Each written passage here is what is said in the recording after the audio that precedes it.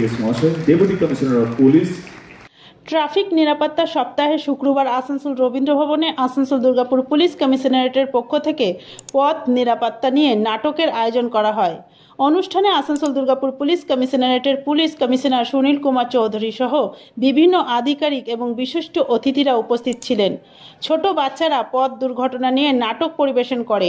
Police commissioner জানান, এখানে যে নাটক দেখানো হলো সেটা দেখে সাধারণ জনগণ বা উপস্থিত দর্শকরা তাদের আত্মীয় স্বজন ও বন্ধুদের সচেতন করে দুর্ঘটনা এড়াতে পারবেন, তাহলে হয়তো একটা প্রাণ বাঁচাতে পারবেন।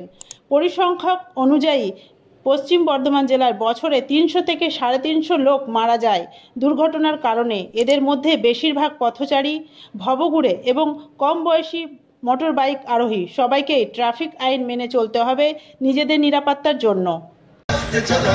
আপনারই হাতে আছে মানুষের প্রাণ, আলো বাতি দেখে তাই গাড়ি থামান, একে অন্যের প্রাণ বাঁচান।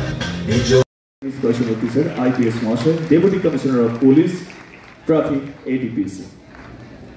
এরপর আমাদের রেসপেক্টেবল স্যার এত সুন্দর স্পিচ দিলেন। আমাদের মধ্যে প্রেজেন্ট আছেন আমাদের respectable sir Shri Sourav Chowdhury, ACP traffic. Green Asansol, clean Asansol. প্রথমে সাধুবাদ জানাই, এই দুটা প্রোগ্রাম যেটা আমরা দেখলাম, ছোট ছোট বাচ্চারা কিভাবে ট্রাফিকের বিভিন্ন রুলস কি আছে ওটা প্রদর্শিত করলেন, আপনারা দেখলেন। এটা শুধু প্রোগ্রাম নেই, এটা কিন্তু শুধু নাটক নেই, এটা আমরা ডেইলি দেখছি আমাদের রাস্তার উপরে। আমরা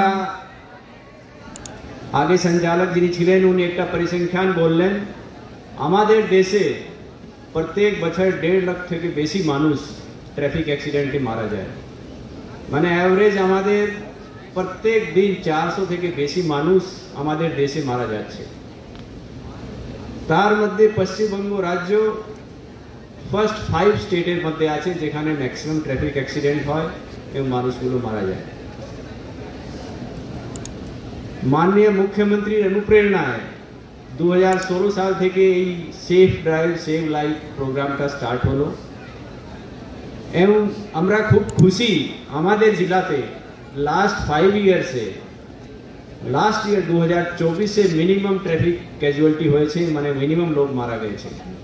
তো এটার জন্য আমি আমার সবাই যারা ট্রাফিক ইউনিট আছে তাদেরকে ধন্যবাদ জানাচ্ছি কি ওরা মানুষের কাজে লেগেছে। যে মানুষের ক্যাজুয়ালিটি হয় আমাদের জেলাতে তার সেটা অনেকই নেমেছে।